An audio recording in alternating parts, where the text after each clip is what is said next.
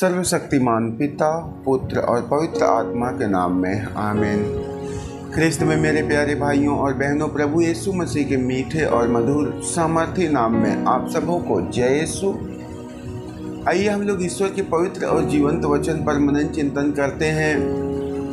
आज एक बार फिर हम लोग प्रभु और उसके वचनों के द्वारा कुछ सीखते हैं, क्योंकि प्रभु का वचन कहता है यदि तुम सत्य को जानोगे तो सत्य तुम्हें स्वतंत्र कर देगा। आज सारा संसार झूठ और आडंबर में फंसा पड़ा हुआ है, क्योंकि वह सत्य को जानना नहीं चाहता, सत्य से भली भांति परिचित नहीं होना चाहता। आज उसके पास समय नहीं है।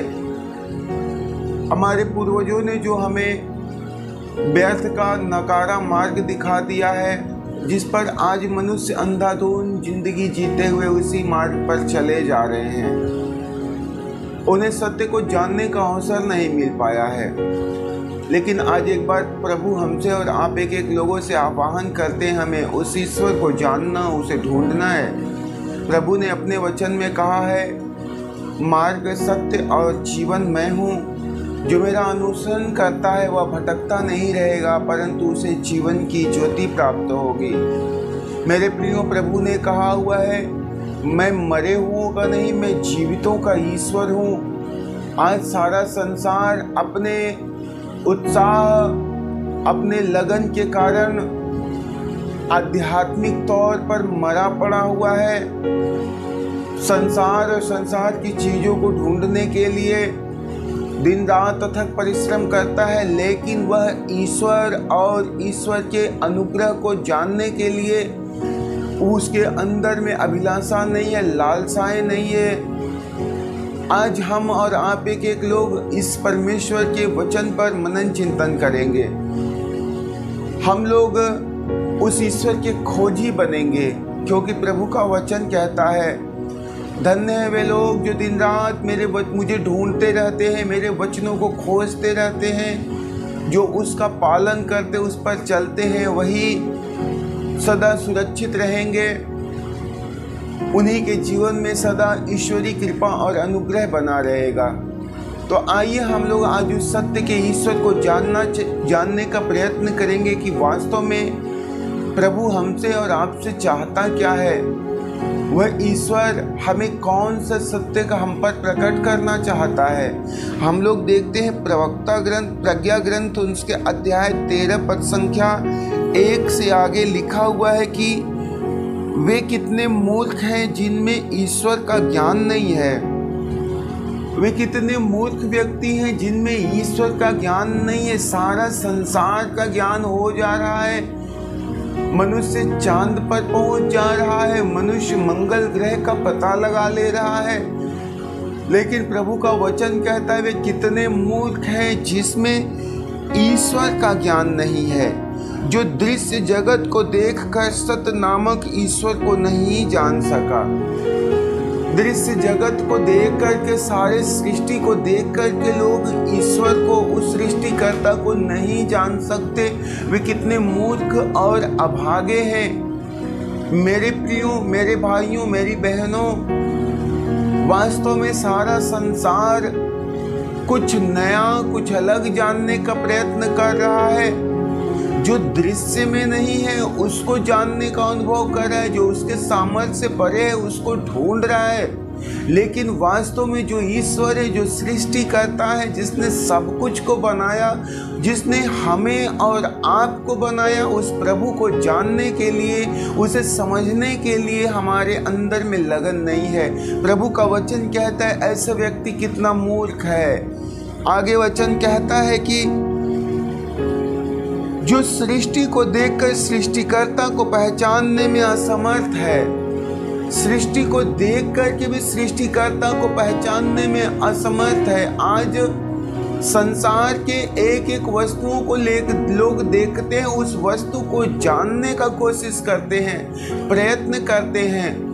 लोग चंद्रमा पर गए, उसके विषय में पता लगाए, मंगल ग्रह पर गए, उसके विषय में लोगों ने पता लगाने का प्रयास कर रहे हैं। लोग सूर्य के विषय में पता लगाने का प्रयास कर रहे हैं। मेरे भाइयों, मेरी बहनों, सृष्टि का पता लगाने के लिए मनुष्य अथक परिश्रम कर रहा है, लेकिन जो सृष्टि करता है, जिसने सूर्य चांद तारों को बनाया, जिसने सूर्य में अथाह प्रकाश भर दिया, जिसने चांद में इतनी शीतलता डाल दी, उस ईश्वर को कोई जानने का प्रयत्न नहीं करता है। इसलिए प्रभु कहता है कि वे कितने अभागे हैं जो ईश्वर को नहीं जानते, ईश्वर के सामर्थ्य को नहीं जानते हैं। आगे वचन कहता है, किंतु उन्होंने अग्नि, पवन, सूक्ष्म वायु, तारा मंडल, जल का तीव्र प्रवाह अथवा आकाश के ज्योति पिंडों को संसार का संचालन करने वाले को देवता समझा है।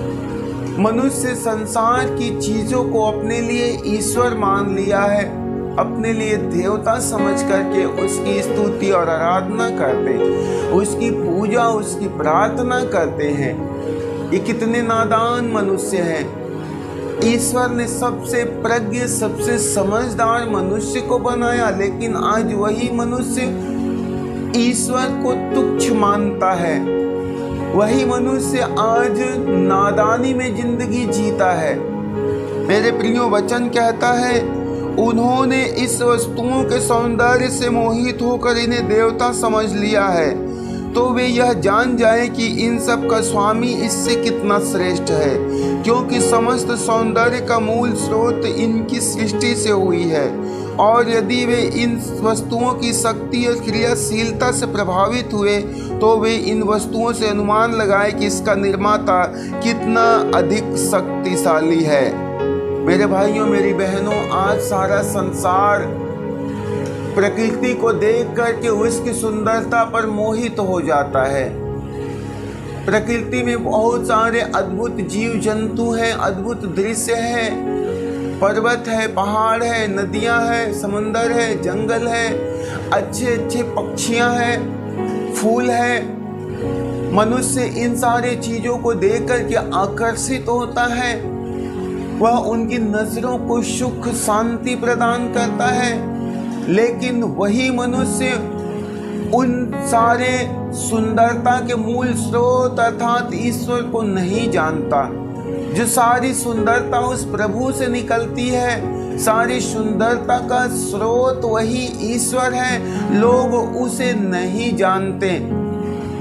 आगे हम लोग देखते हैं, लोग संसार की चीजों के शक्ति और सामर्थ्य में भरोसा करते हैं। इतने बड़े बड़े जीव और जंतु हैं, उसके शक्ति पर भरोसा करते हैं, लेकिन वह नहीं जानते कि उस शक्ति का निर्माता कितना शक्तिशाली है।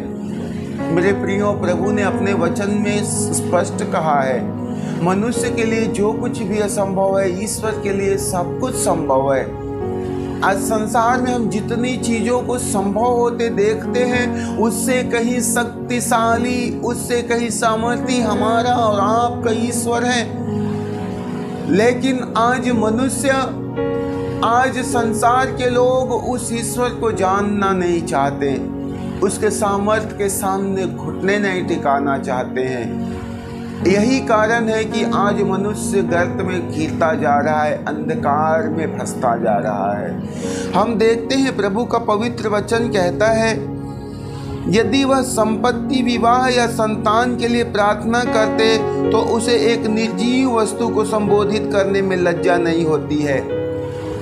आज प्रकृति और प्रकृति की चीजों को लोग उपासना करते हैं, उससे प्रार्थना करते हैं, उससे अपने लिए आशीष, कृपा और बरकतें मांगते हैं। लेकिन मेरे प्रियो, वे भूल जाते हैं कि वे स्वयं मनुष्य की कृति है, मनुष्य की रचना है।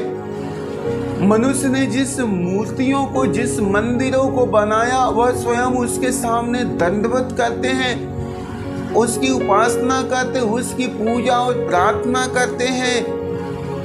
ये कितने अभागे व्यक्ति हैं, अभागे लोग हैं जो अपने लिए भगवान बनाते हैं, अपने लिए ईश्वर बनाते हैं।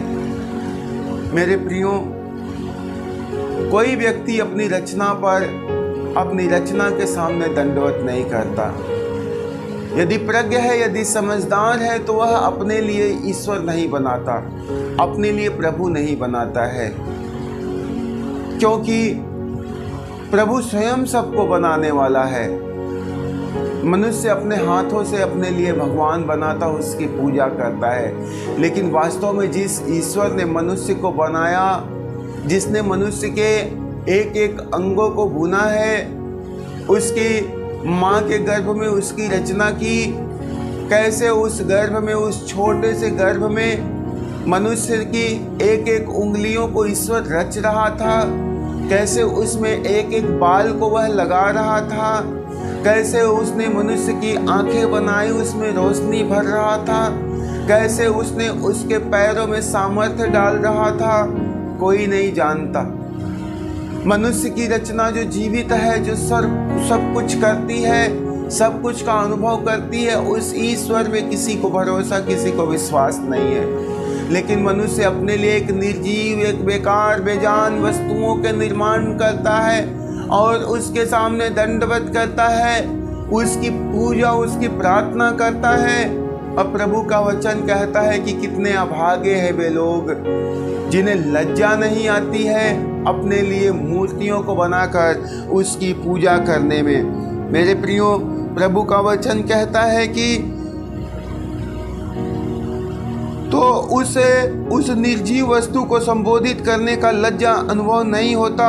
जो शक्तिहीन है वह उससे स्वास्थ्य मांगते हैं। जिस मूर्तियों में कोई शक्ति, कोई सामर्थ्य नहीं है, लोग उसके पास जाते हैं और उससे स्वास्थ्य मांगते हैं। अपनी बीमारियों, अपना हाल उसे सुनाते हैं और कहते हैं मुझे चंगाई प्रदान कर, मुझे स्वास्थ्य प्रदान कर। आगे वचन कहता है जो मृत है वह उससे जीवन मांगते हैं। जो स्वयं किसी सहारे से खड़ा है, किसी कील पर टंगा हुआ है, वह उससे जीवन मांगते हैं, वह उससे जिंदगी मांगते हैं, अपने जीवन की रखवाली करना चाहते हैं। मेरे प्रियो, ये असंभव है। ये कभी नहीं हो सकता है कि एक मरी हुई वस्तु एक जीवित की रक्षा कर सके। आगे वचन कहता है जो निसहाय है वह उससे सहायता मांगते हैं। जो पत्थर की बेकार बेजान मूर्तियां हैं, जिसे खुद सहारे की जरूरत है, बिना सहारे का वह एक स्थान से दूसरे स्थान तक जा नहीं सकता, बिना सहारे, बिना सपोर्ट का वह स्वयं खड़ा भी नहीं रह सकता, वह उसी से सहायता मांगते हैं। जो चल नहीं सकता है वह उससे शुभ यात्रा मांगते हैं। जो मूर्तियों को ले जाने के लिए स्वयं मनुष्य को सहारा की जरूरत पड़ती है, वह मनुष्य एक स्थान से दूसरे स्थान तक उसे लेकर के जाते हैं, उसी मूर्तियों के सामने दंडवत करते हुए उससे अपने लिए शुभ यात्रा मांगते हैं, अपने मंगल यात्रा की कामना करते हैं। मेरे प्रियो, इसलिए तो प्रभु ने कहा मनुष्य कितना अभागा है जो सत्य के ईश्वर को नहीं जान सका। वह अपनी जीविका, अपने परिश्रम और अपने हाथों की सफलता के लिए एक ऐसी वस्तु से सहायता मांगता है जिसका हाथ नितांत शक्तिहीन है। वह अपनी जीविका के लिए, अपने जीवन यापन करने के लिए एक ऐसे वस्तु से सहायता मांगता है जिसका हाथ नितांत निसहायक है, नितांत शक्तिहीन है। मेरे भाइयों, मेरी बहनों, आज हमें और आप सारे लोगों को सत्य के ईश्वर के पाछे चलने की जरूरत है। हमें झूठ और अंधकार में जिंदगी नहीं बिताना है। प्रभु ने अपने पवित्र वचन में कहा है कि जो लोग सत्य के ईश्वर को छोड़ते हैं और अपने लिए मनमाना ईश्वर बना करके उसकी उपासना करते हैं, वे लोग जानवरों से भी बदतर हैं। जिस प्रकार जानवर को डराने के लिए, जानवर को भगाने के लिए लोग खेत में घास फूस के एक मानव आकृति तैयार करके उसको खड़ा करते हैं ताकि जंगली जानवर देख करके भागे, उसी प्रकार आज मनुष्य उस नासवान, बेकार, बेजान पत्थरों के सामने, मूर्तियों के सामने जा करके उसको दंडवत करता है। वह उस जानवर से भी बदतर है। आज हमें और आप लोगों को ईश्वर का ज्ञान मिला है, परमेश्वर का वचन मिला है, हमें सत्य को जानना है। प्रभु ने कहा हुआ है कि मैं मरे हुओं का ईश्वर नहीं हूँ। मरे हुए लोग मरे हुए वस्तुओं में मुझे ढूंढते हैं, वह पत्थरों में खोजने जाते हैं, वह मूर्तियों में खोजने जाते हैं, लेकिन प्रभु ने कहा मैं जीवितों का ईश्वर हूँ, मैं जीवित हूँ। और वास्तव में हमारा प्रभु जिंदा है, हमारा ईश्वर जिंदा है। वह किसी मंदिर किसी मूर्ति का मोहताज नहीं है। वह परमेश्वर अपने वचन के द्वारा हमारे और आपके बीच में उपस्थित है। मेरे प्रियो, आज आप जहाँ कहीं से भी यदि परमेश्वर के वचन को सुन रहे हो, याद रखना हमें प्रभु को ढूंढने के लिए, ईश्वर को ढूंढने के लिए किसी मंदिर किसी मूर्ति किसी गिरजाघर में जाने की जरूरत नहीं है। हमारा प्रभु स्वयं हमारे संग संग है, आपके साथ साथ है। वह प्रभु एक पल के लिए भी कभी हमें छोड़ता नहीं है। वह परमेश्वर हमारे अंदर से स्वयं बातें करता है, आपको स्वयं सच्ची शांति सच्ची सुरक्षा प्रदान करता है। बस उस प्रभु को ढूंढना, उसकी आवाज़ को पहचानना। प्रभु आपसे बात करेगा, ईश्वर आपका पथ प्रदर्शन करेगा, ईश्वर आपको सामर्थ्य प्रदान करेगा। वह ईश्वर आपके उलझनों को दूर करके आपको सच्ची शांति प्रदान करेगा। आइए हम लोग उस प्रभु से प्रार्थना करेंगे। हे सर्वशक्तिमान ईश्वर और परम पावन परमेश्वर पवित्र आत्मा प्रभु, हम आपको धन्यवाद देते हैं मेरे पिता आज इस सुंदर सवेरे के लिए कि आपने हम सभी लोगों को आज इस बात से भली भांति परिचित कराया अब्बा पिता कि तू ही जीवित ईश्वर है। और प्रभु तू किसी मंदिर किसी मूर्ति किसी मस्जिद में किसी गिरजाघर में नहीं रहता है। तू स्वयं एक एक व्यक्तियों के संग संग सदा ज्योति बन करके चलता है। प्रभु जब कभी भी चिंताएं आती है, समस्याएं घेरती है, परेशानियां घेरती है पिता, न तो कोई मूर्ति हमें संभालने आता है और ना ही कोई मंदिर हमें बचाने आता है, लेकिन प्रभु तू हल्के से एक आवाज़ हमें देता है, बेटा मत डर, मैं तेरे साथ हूँ। तू ही कहता है प्रभु कि तेरी माँ भले ही तुझे छोड़ दे, जिसने 9 महीने अपने गर्भ में रख कर के तुझे पाला, लेकिन हो सकता है वह माँ तुझे छोड़ दे, लेकिन मैं तुझे कभी नहीं छोड़ूंगा। हे मेरे ईश्वर तू सर्वोच्च सर्वशक्तिमान है। सारा जमाना हमको छोड़ देता है, लेकिन तू कभी हमें नहीं छोड़ता है, क्योंकि तू सदा हमारे संग संग हमारी छाया हमारी परछाई बन करके चलते रहता है। तू हमारी धड़कनों में धड़कता है प्रभु, हमारे रग रग में लहू बन करके बहता है। हे मेरे ईश्वर हम आपसे प्रार्थना करते हैं, हमें इतनी कृपा इतना सामर्थ्य प्रदान करना कि पिता हम सारा जीवन तुझ पर भरोसा रखे, तेरे मार्ग पर चल सके। प्रभु हम तुझे ढूंढने के लिए किसी अनायास का नासवान व्यर्थ मंदिरों में मूर्तियों में मस्जिदों में गिरजाघरों में न जाएं, परंतु प्रभु हम तुझे अपने दिलों में अनुभव करने पाए, अपने जीवन में अनुभव करने पाए। तेरी शांति पिता सदा हमारे संग संग ज्योति बन करके चलती रहे। मेरे प्रभु आज संपूर्ण सृष्टि में अपनी शांति बनाए रखना, एक एक भाई बहनों को सच्ची सुरक्षा प्रदान करना।